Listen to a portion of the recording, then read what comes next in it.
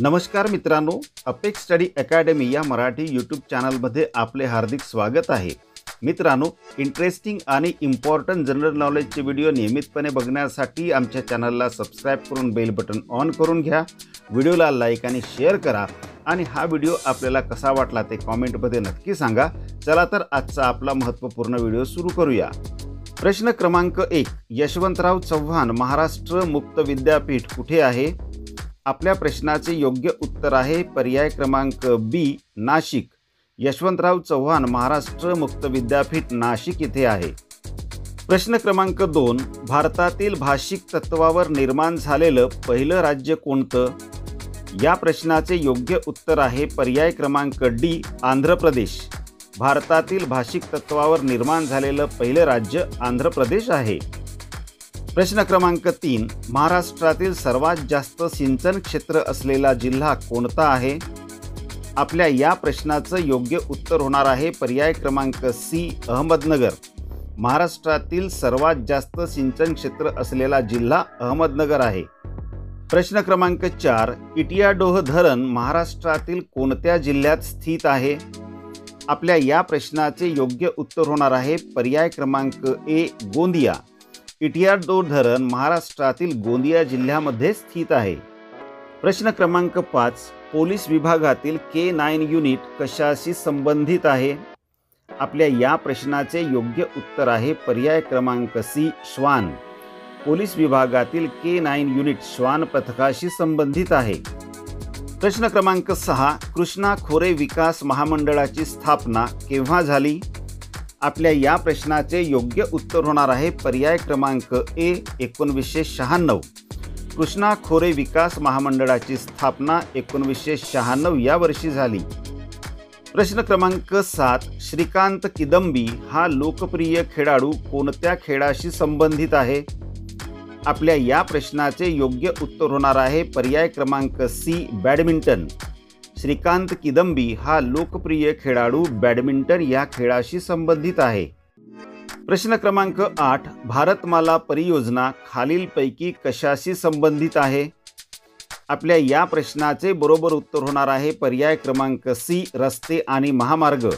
भारतमाला परियोजना खालीलपैकी रस्ते आणि महामार्ग यांच्याशी संबंधित आहे। प्रश्न क्रमांक 9, गोलपीठा हा काव्यसंग्रह कोणी लिहिला आहे? मित्रांनो, गोलपीठा हा काव्यसंग्रह अतिशय प्रसिद्ध काव्यसंग्रह आहे। या प्रश्नाचे योग्य उत्तर होणार आहे पर्याय क्रमांक सी, नामदेव ढसाळ। गोलपीठा हा काव्यसंग्रह नामदेव ढसाळ यांनी लिहिलेला आहे।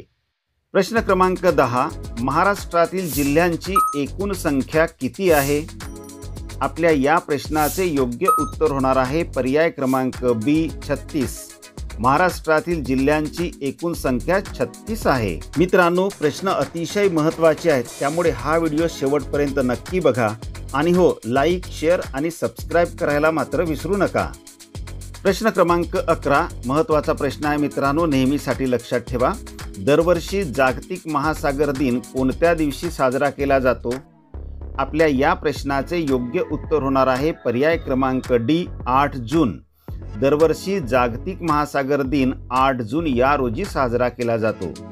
प्रश्न क्रमांक 12, लोटा हा नृत्य प्रकार खालीलपैकी कोणत्या राज्यात आढळतो? आपल्या या प्रश्नाचे योग्य उत्तर होणार आहे पर्याय क्रमांक सी, मध्य प्रदेश।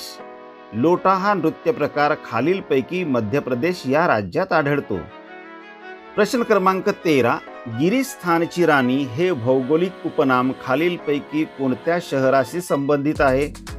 आपल्या या प्रश्नाचे योग्य उत्तर होणार आहे पर्याय क्रमांक बी, मसुरी। गिरीस्थानची राणी हे भौगोलिक उपनाम खालीलपैकी मसुरी या शहराशी संबंधित आहे। प्रश्न क्रमांक 14, खालीलपैकी कोणत्या शहरात सुप्रसिद्ध जहांगीर आर्ट गॅलरी स्थित आहे?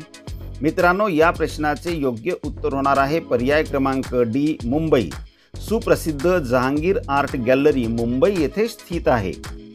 प्रश्न क्रमांक 15, पुण्यामध्ये आर्य महिला समाजची स्थापना कोणी केली होती? आपल्या या प्रश्नाचे योग्य उत्तर होणार आहे पर्याय क्रमांक ए, पंडिता रमाबाई। पुण्यामध्ये आर्य महिला समाजची स्थापना पंडिता रमाबाई यांनी केली होती। प्रश्न क्रमांक 16, तोरणमाळ हे थंड हवेचे ठिकाण कोणत्या जिल्ह्यामध्ये आहे? आपल्या या प्रश्नाचे योग्य उत्तर होणार आहे पर्याय क्रमांक बी, नंदुरबार। तोरणमाळ हे थंड हवेचे ठिकाण नंदुरबार जिल्ह्यामध्ये आहे।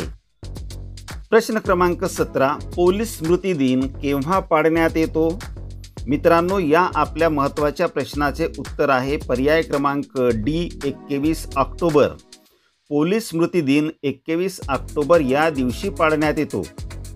प्रश्न क्रमांक 18, राष्ट्रीय मतदार दिन दरवर्षी कोणत्या दिवशी साजरा करण्यात येतो?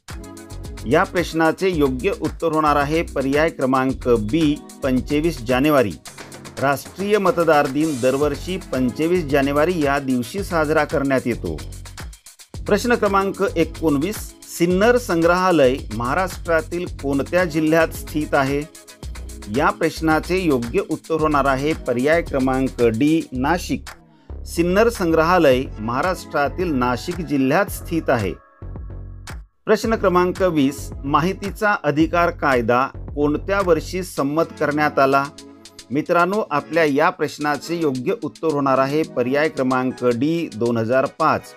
माहितीचा अधिकार कायदा 2005 या वर्षी संमत करण्यात आला। मित्रांनो, एक कडकडीची विनंती आहे, आमच्या चॅनलला सबस्क्राईब करून बेल बटन ऑन करून घ्या। व्हिडिओला लाईक आणि शेअर करा। यामुळे आपले कोणतेच नुकसान होत नाही, परंतु आम्हाला मात्र नवनवीन व्हिडिओ बनवण्याची प्रेरणा नक्की मिळते।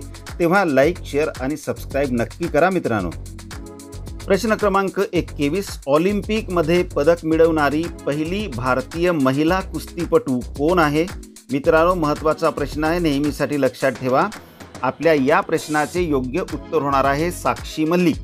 ऑलिम्पिकमध्ये पदक मिळवणारी पहिली भारतीय महिला कुस्तीपटू साक्षी मलिक आहे।